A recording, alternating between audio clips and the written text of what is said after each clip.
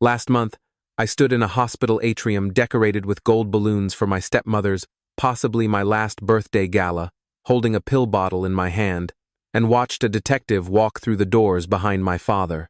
My stepmother was mid-toast. Her wig was sitting just slightly crooked under the party lights, and there was a donation box by the door with her face on it. To understand how we got there, you need to know two things about me. I'm a pharmacist, and my stepmother spent 3 years dying of a cancer she never had. I'm 33. I've been a licensed pharmacist for 7 years. I work retail at a big chain in Dayton, Ohio, and I read labels the way other people breathe. It's not a skill anymore. It's a reflex. Hand me anything with a pharmacy label on it, and my eyes have already checked the drug name, the strength, the prescriber, and the fill date before my brain has agreed to participate. Remember that. It's how this whole thing cracked open. Some background, and I'll keep it as short as I can. My mom died 9 years ago, ovarian cancer. I was 24, 1 year into pharmacy school, and I spent the last 4 months of her life driving home every weekend to count out her medications into a weekly organizer because it was the only useful thing I knew how to do. My dad, Gary, was 52 then, a union electrician, and watching him during those months was like watching a house with the lights going off room by room. So when he met Lisa at a grief support group 3 years later, and the lights started coming back on, I made a decision that I would love anyone who did that for him. I want that on the record. I tried. Dad married Lisa 5 years ago. She was 49 at the wedding, worked part-time at a salon, big laugh, hugged everyone, remembered everyone's coffee order. My younger brother Kyle, who's 27 now, adored her immediately. And if I'm being honest, the first 2 years were mostly fine. There were little things. Lisa had a way of turning every gathering toward herself, like a plant turning toward a window. At my cousin's baby shower, she fainted, just briefly, just enough that the last hour of the shower was about Lisa. At Dad's retirement party, she gave a 40-minute toast about her own difficult childhood. Kyle called it big personality. I called it nothing, out loud, for a long time, because my mom raised me to keep the peace, and my dad was happy, and that math seemed simple. Then, 3 years ago, at a completely ordinary Sunday dinner, Lisa set down her fork, took my father's hand, looked around the table, and told us she had stage 3 ovarian cancer. Ovarian, the same cancer that killed my mother. I want you to sit with the specific cruelty of that for a second, because I have, for 3 years. My dad made a sound I had only heard him make once before, 9 years ago, in a hospice hallway. Kyle started crying, and I sat there with my ears ringing, and the very first thing I felt, God forgive me, was a cold little flicker of, huh, that's strange, followed immediately by a tidal wave of shame for feeling it. I buried that flicker so deep it took 3 years and a pill bottle to dig it back up. Here's what the flicker noticed, and what I talked myself out of noticing, over and over. Lisa never named her oncologist. Everyone I have ever known with cancer, including my own mother, can tell you their oncologist's name, their nurse's name, and the name of the parking garage they hate. Lisa said she was doing integrative treatment at a private institute she found through a friend from the salon, the Bellamy Integrative Oncology Institute, outside St. Louis, 2 states away. Cash pay only, because, quote, insurance companies are owned by the same people who own the pharmaceutical companies. No offense, sweetheart. That no offense, sweetheart was aimed at me, the family pharmacist, and it would not be the last shot fired in my direction. Anytime I asked a normal question, and I mean normal, like what regimen do they have you on, I got a sad smile and some version of, honey, I know you mean well, but you were trained by the pill industry. This place treats the whole person. I wouldn't expect it to make sense to you. And here's the thing that kept me quiet. What if she was right? Alternative clinics exist. Desperate people use them. Being medically dubious doesn't mean someone isn't sick. It might just mean they're sick and scared and making choices I wouldn't make. That's the hole I threw every red flag into for 3 years. It was a deep hole. It held a lot. The family reorganized around Lisa's cancer the way iron filings reorganize around a magnet. Kyle set up a GoFundMe within a week. It raised $87,000 over 3 years. And I need you to understand that number is real people. Dad's union brothers gave. My mother's old book club gave. Because Lisa was fighting the same monster that took Linda. Our church ran 2 spaghetti dinner fundraisers and a silent auction, $22,000 over the 3 years. Aunts, uncles, cousins, neighbors handed over checks at holidays, $31,000 in direct gifts that I was able to reconstruct later. That's $140,000 total from people who loved her or loved my dad. And separate from all of it, my father, a retired electrician on a fixed pension, quietly pulled $52,000 out of his retirement savings, early, with penalties, for the Bellamy Institute's cash-only miracle treatments. Meanwhile, the calendar of our family became Lisa's calendar. My fiancé Ben proposed to me 2.5 years ago. Our engagement party got canceled the week of, because Lisa had a scare, and how could we celebrate right now? We rescheduled our wedding twice. The first time because Lisa's counts were bad that month, the second time because she tearfully asked us to wait for a window when she'd be well enough to dance, and my dad looked at me with those hollowed-out eyes, and I folded. Kyle graduated college, finally, at 25, first person on Dad's side to do it, and the graduation dinner turned into everyone gathered around Lisa's phone, waiting for scan results that she read out loud, from an email nobody else ever saw, to applause. My brother's one dinner. He said it was fine. It wasn't fine. And the relapses. I have to talk about the timing of the relapses, because this is the part where I started keeping notes in my phone like a crazy person. Lisa's cancer had a truly remarkable property. It surged whenever attention drifted. My bridal shower got planned. Lisa collapsed at a church picnic 4 days before it. Dad booked a fishing trip with his brother. First trip in years. Lisa's markers spiked and he canceled. Ben and I announced we were house hunting, and within a week, Lisa was having her worst round yet and needed Dad, and I quote from the group text he sent, "All hands on deck for Mom right now. House stuff can wait. She's not my mom." I never said that out loud either. The hole was deep. There were physical things, too, things my brain filed away, without permission. 3 years of chemotherapy, and Lisa never had a port. No PACC line, no bruised hand veins, nothing.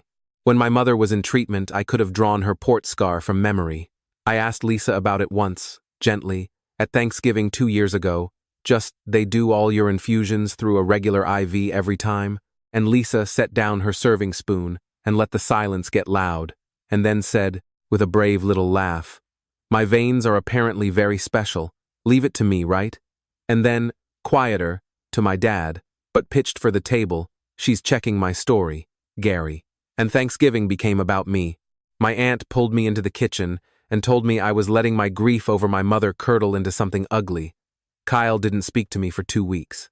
My dad, and this one left a mark, called me the next day and said, in the flattest voice, "Whatever you think you're doing, stop."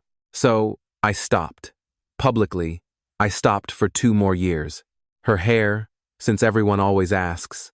She shaved her head 3 years ago at a head shaving party, which raised another chunk of that GoFundMe money, and she's worn wigs since, but her eyebrows never thinned. Her lashes never went. When her hair started growing back during a remission, it came back at exactly the rate you'd expect from someone who had simply, stopped shaving her head. I noticed. I filed it. The hole was very deep by then, but it was getting full. Okay, the pill bottle. July 4th, this year, my aunt's backyard, about 30 people, red, white, and blue tablecloths, Dad manning the grill and looking 10 years older than 61.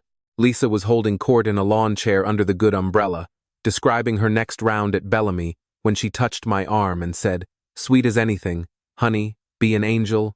Grab my chemo support meds out of my purse, the white bottle. "I'm due at 5, she asked the pharmacist. 3 years of flawless operational security, and she asked the pharmacist to go get the props. I've thought about why, and honestly, I think that's the answer right there. 3 years without a single consequence teaches a person that there will never be a consequence. She wasn't being careless. She was being someone who had forgotten the stove could be hot. I found the purse on the coat bed, found the white bottle, and my eyes did the thing they always do. Drug name, strength, pharmacy, prescriber. And I stood in my aunt's guest room, holding it, and everything in my chest went very still, because it was wrong. All of it was wrong. The label said ondansetron, 8 milligram, which is a completely real anti-nausea drug we dispense every day, but the label itself was a fantasy.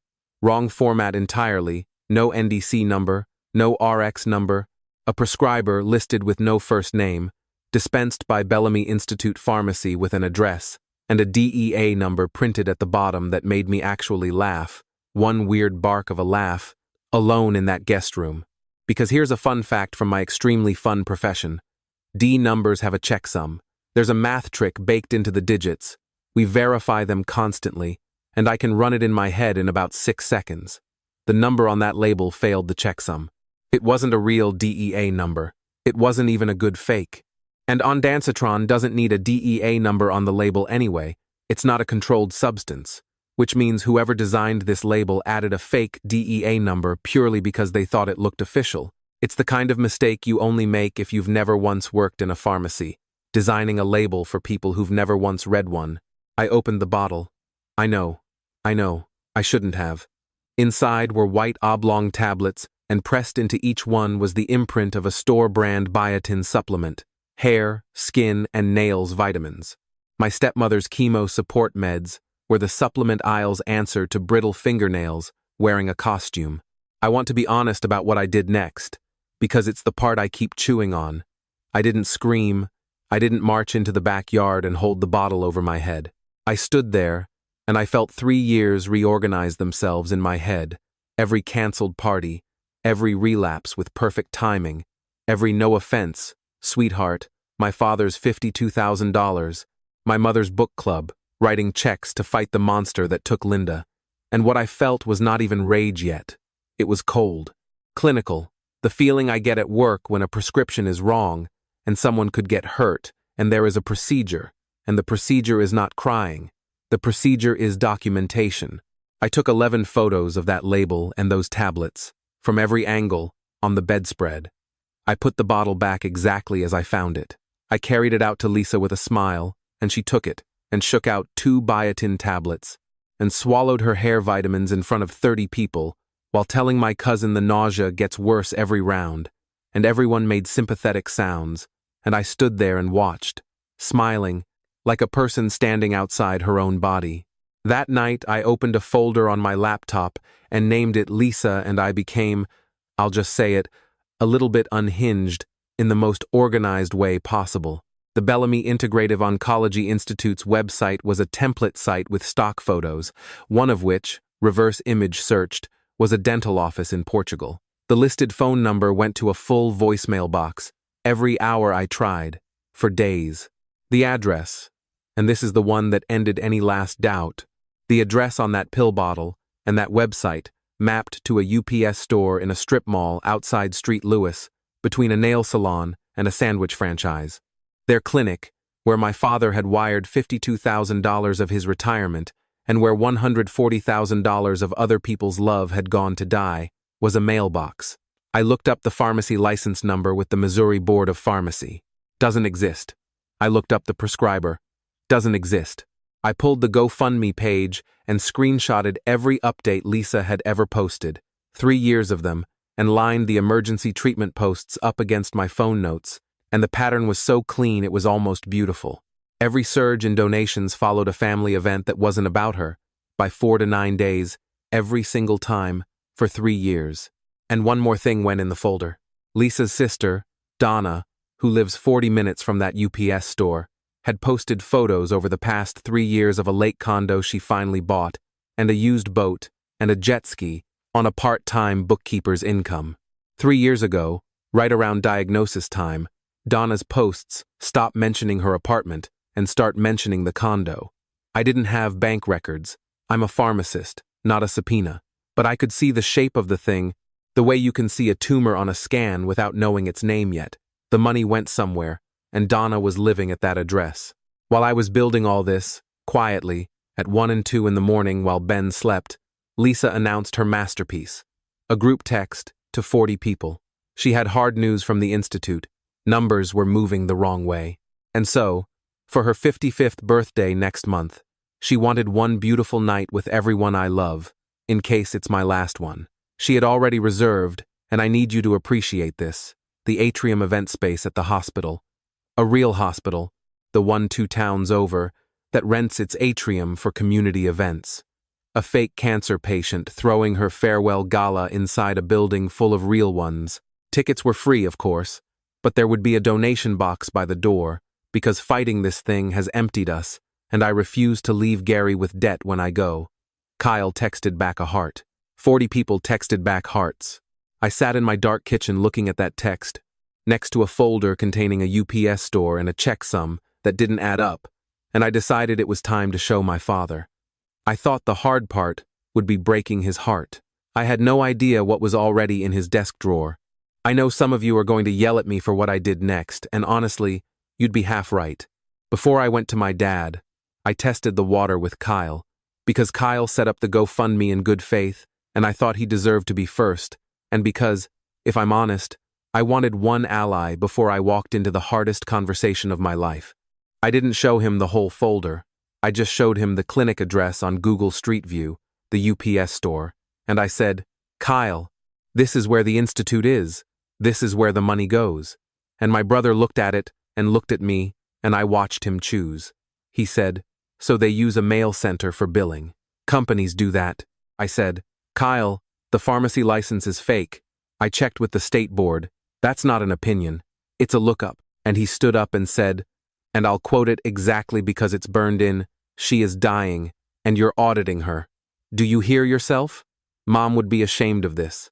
Then he told me not to come to the gala if I was going to be like this, and he left, and by that night, Lisa knew I was asking questions. I know she knew, because the smear campaign started the next morning, and it was preemptive, professional grade stuff. Lisa didn't accuse me of anything. She grieved me. She called my aunt, crying, saying she'd heard I'd been looking into her, and she wasn't angry, just heartbroken, and that she understood, truly, because losing Linda broke that poor girl, and I think watching me fight the same cancer has confused her grief into something cruel. Do you see the architecture of that sentence? It pre-explained every piece of evidence I would ever produce. Anything I said, from that day forward, was pre-diagnosed as my trauma. Within 4 days, I got a call from my aunt asking if I'd considered counseling, a text from a cousin that just said wow, and a voicemail from our pastor, a genuinely kind man whose congregation had raised $22,000 in spaghetti dinners, gently suggesting that sometimes the mind protects us from grief in complicated ways. Lisa cried in the second row that Sunday, and half the church watched her do it, and she never once said my name, and she didn't have to. Ben held me together that week. That's his whole role in this story, and it was the most important one, so let the record show. I married up. And then I did the thing that turned suspicion into proof.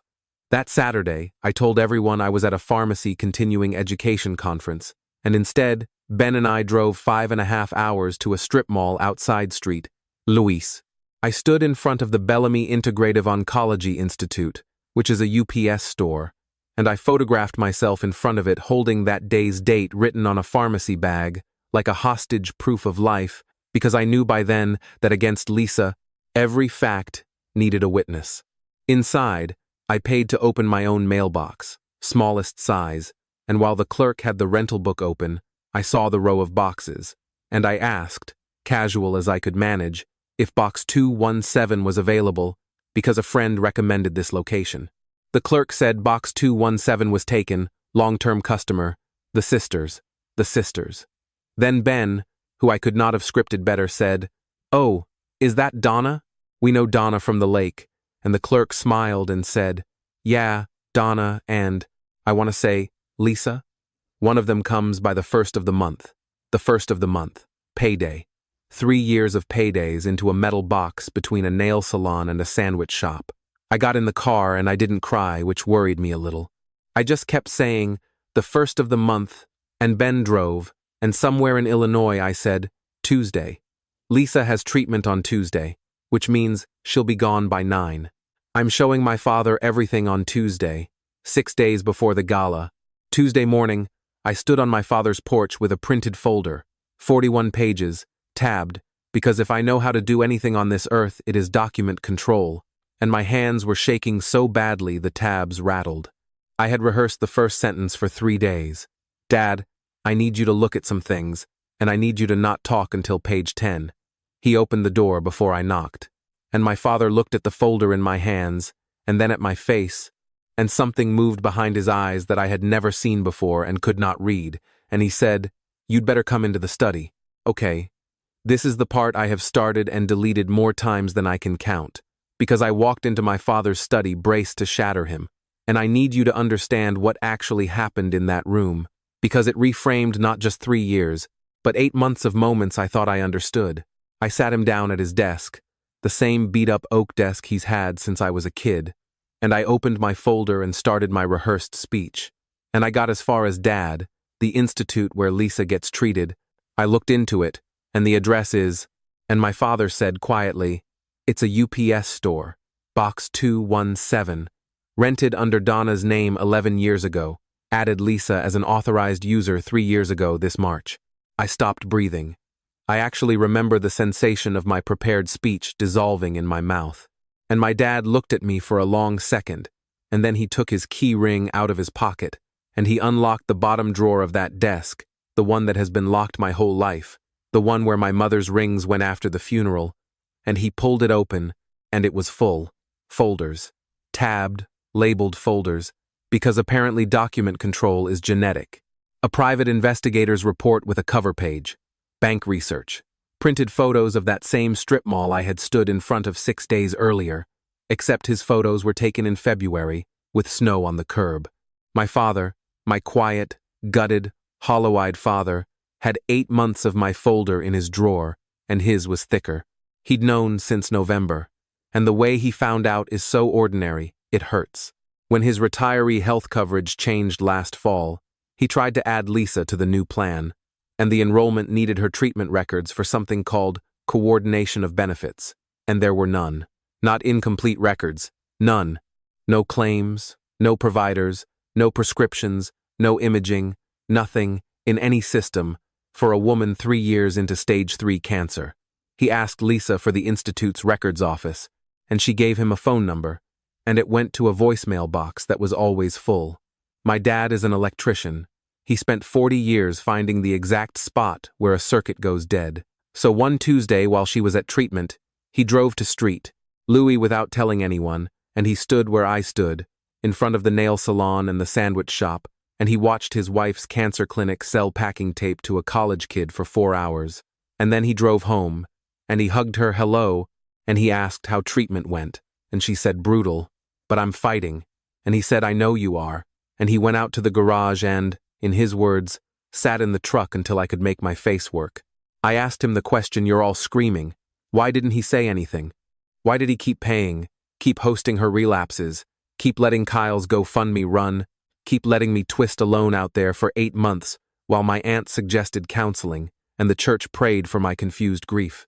And my father took off his glasses and rubbed his eyes and explained the trap, and I want to lay it out plainly, because until you see the trap you'll judge him, and I did too, for about 90 seconds. The day after Street Lewis, he went to a lawyer. The lawyer brought in a retired fraud examiner named Carl, and Carl laid it out. If Dad confronted Lisa, 3 things happen in the first week. The money, whatever's left, moves. It's already going somewhere, and one loud word from Gary, and it finishes the trip, into Donna's name, into cash, gone. Second, Lisa doesn't confess, she performs.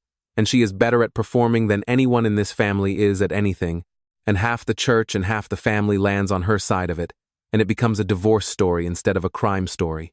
And third, the county prosecutor doesn't file charges on my wife seems fine, and the clinic looks fake. Faking cancer, by itself, disgustingly, is not a crime. Taking $140,000 from donors under false pretenses is, but to charge it, you have to trace it, dollar by dollar, from the GoFundMe and the church fund and the checks at Christmas, into the box, out of the box, and into something real, like a lake condo. That takes subpoenas, and subpoenas take an open case, and Carl's old colleague, a county economic crimes detective named Alvarez, had quietly opened one 5 months ago. They had the money flow mostly mapped, donations in, transfers to an account Donna controlled, mortgage payments on the condo, the boat, the jet ski. What they did not have was Lisa's hands physically on the machine. Donna's name rented the box. Donna's name held the account. Lisa, on paper, was just a sick woman people gave money to, wrapped in a wig. And then my father slid my own folder back across the desk to me, open to the photos of the pill bottle, and he said, and then my daughter hands me a manufactured pharmaceutical label with a fake license number on it, that Lisa physically carried in her purse and presented as medication, and a UPS clerk, who can put Lisa herself at that box on the 1st of the month. He looked at me, and his voice did the thing where it goes rough at the edges, and he said, 8 months, honey. 8 months I've been coming up one piece short, and you walked up my porch steps carrying it. Carl said we needed her hands on the machine. That bottle is her hands on the machine. I cried then, finally. Not about Lisa at all. I cried because for 8 months I thought my father was a broken man being eaten alive, and he was actually the most patient man I have ever met, sleeping next to a con artist every night with a drawer full of evidence, 8 feet from her side of the bed, hugging her hello, making his face work, protecting a case. And I cried about one more thing, and I told him, because this is a confession, and I'm confessing. I told him about the flicker, the cold little I felt at that Sunday dinner 3 years ago, and how I buried it out of shame, and how many spaghetti dinners and canceled weddings sat on top of that hole. And my dad said the thing I will keep forever. He said, you know what your mother would say. Trust the flicker. She read labels too. We called Detective Alvarez that afternoon from the study, on speaker. I walked her through the label, the checksum, the state board lookups, the clerk, box 217, the sisters, the 1st of the month. There was a long pause, and then Alvarez said, ma'am, would you be willing to give a formal statement tomorrow morning? And then, in a slightly different voice, and please tell me you still have photos of the tablets. I did, 11 of them. The warrant applications went in that Thursday. And that left one item on the calendar. The gala. Saturday night, hospital atrium, 40 invited families, a donation box by the door, and a birthday girl, planning to tell a room full of people who loved her that she was running out of time, and to please give generously on the way out. Alvarez was blunt about it. The arrest was coming within days, no matter what, but that donation box was a problem, because every $20 bill that went into it Saturday night was a brand new victim and a brand new count, and nobody wanted grandmothers undonating through a court process for the next 2 years. The plan was to intercept Lisa quietly, before doors, in the parking area. My dad asked one thing. He asked to be there when it happened, not to gloat, he said, but because she's my wife, and I've been lying to her for 8 months too, and she's going to find that out in a parking lot, and somebody who once loved her should be standing there when she does. That's my father. That's the whole man, in one sentence. It didn't happen in the parking lot. Lisa, forever the producer of her own show, skipped the main entrance entirely and came in early through the side atrium doors with Donna and the caterer. So by the time anyone confirmed she was on site, she was already inside, under the gold balloons, arranging the donation box on its little table, wearing the wig, greeting early guests in a glittery scarf. Alvarez made a decision, radioed her partner, and turned to my father and me in the parking lot and said, change of plan. We're going in before the crowd does. Walk with me. And that is how, at 6:40 on a Saturday evening, I ended up walking through the glass doors of a hospital atrium, 3 steps behind a county detective and shoulder to shoulder with my father, carrying, because I'd had it with me for my formal statement and never let it go, a white pill bottle full of biotin, straight toward my stepmother's last birthday party.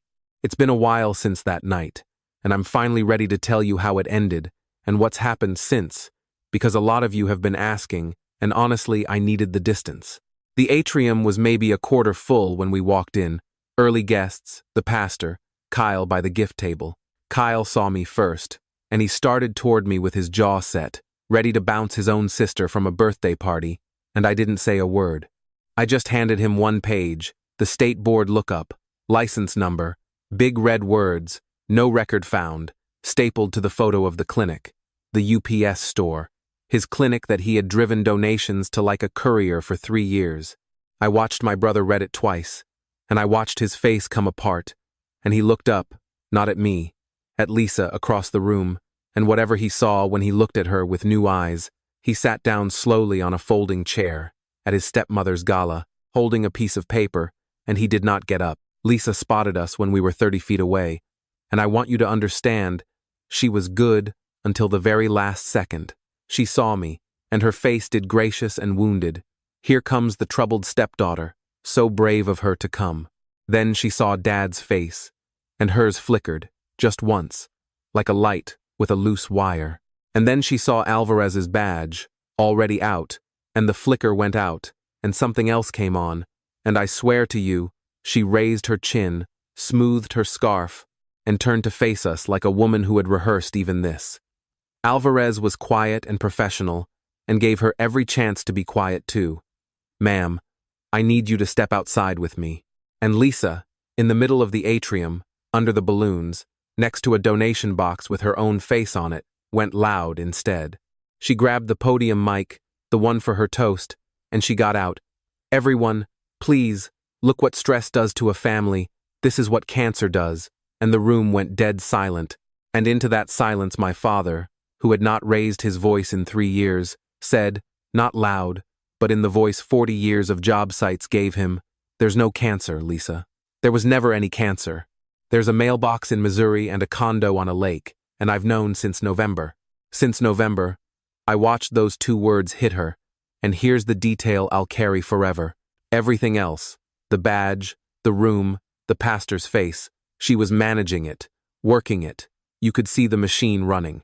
But since November broke the machine, because Lisa's entire life was built on being the one who knows things other people don't, and in 1 second she learned that for 8 months, every performance, every brave smile, every brutal, "but I'm fighting," had been playing to a husband who already had the drawer.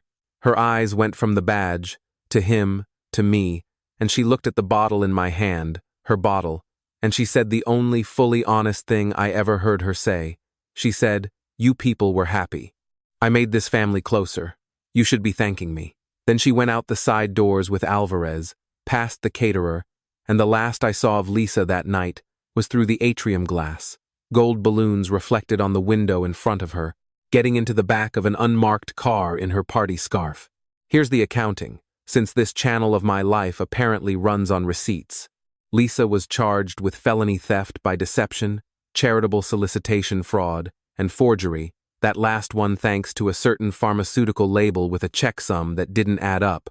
Donna was charged with conspiracy and money laundering, and Donna, being a bookkeeper to her bones, flipped in 11 days and handed them everything, the transfers, the texts, 3 years of texts, including one from Lisa, the night before a church spaghetti dinner that read, "Wear the gray sweater tomorrow, it reads sicker. Wear the gray sweater, it reads sicker." That text was read aloud in court.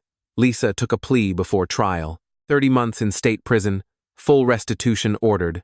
The condo sold, the boat sold. The GoFundMe money is being paid back through the restitution process, slowly, and the church fund got repaid first, all $22,000, because my father sold his own boat trailer and a classic car shell he'd been saving to restore and made the church whole himself before the courts moved an inch. And when the pastor tried to refuse it, he said, "They gave in Linda's name. It goes back first." The medical records question got answered under oath, by the way. In one sentence from the prosecution, there are none. Not one appointment, one scan, one pill, anywhere on earth. 3 years. Nothing. My dad filed for divorce the Monday after the gala, and it's done now. He's okay, and he's not, in the ways you'd expect. He told me once that the hardest part isn't the money or even the lie, it's that he grieved her like a death. Because the woman he loved never existed, and you can't get closure from a person who was a costume. He's in a support group for fraud survivors, which is a thing that exists, and that he initially refused to attend because, quote, "It's a room full of people who got scammed," until I pointed out that he is a person who got scammed, and he went, and now he makes coffee for the 7 a.m. meeting and has opinions about which donuts are appropriate. The lights are coming back on, room by room. Again, he is the strongest person I know, and I will hear no arguments. Kyle took the GoFundMe down himself and personally called donors, dozens of calls, night after night, apologizing to everyone, and nobody who got one of those calls will ever say a bad word about my brother in my presence. He apologized to me in my kitchen, no excuses, and the way he put it was, "You audited her. Thank God somebody in this family audits. We're closer now than we've been since Mom." Trauma is a terrible team-building exercise, but it is effective. And Ben and I finally got married in October. Third scheduled date, first real one. Nobody collapsed, nobody relapsed, nobody read scan results at the reception. My dad danced, badly, gloriously. He gave a toast, and he ended it with, "To Linda, who raised a daughter who reads the label." I keep the biotin bottle, by the way. It sat in an evidence locker for a while, and after the plea I asked for it back, and it lives in my junk drawer at home, and every so often I open the drawer and there it is, 8 milligrams of absolutely nothing, the lie that finally came with documentation. So that's everything, but I still go back and forth on two things, and I want real answers, not just support. 1. I sat on that pill bottle for 5 weeks, building my folder, while my dad's money and other people's donations kept flowing, because I wanted to be bulletproof before I spoke. 2. Part of me is glad, actually glad, that it ended under those gold balloons in front of the pastor instead of quietly in a lawyer's office. And I don't fully love what that says about me. So Reddit. Was I wrong to build the case in silence instead of sounding the alarm the day I opened that bottle? And be honest, would you have wanted the parking lot or the balloons? What would you have done?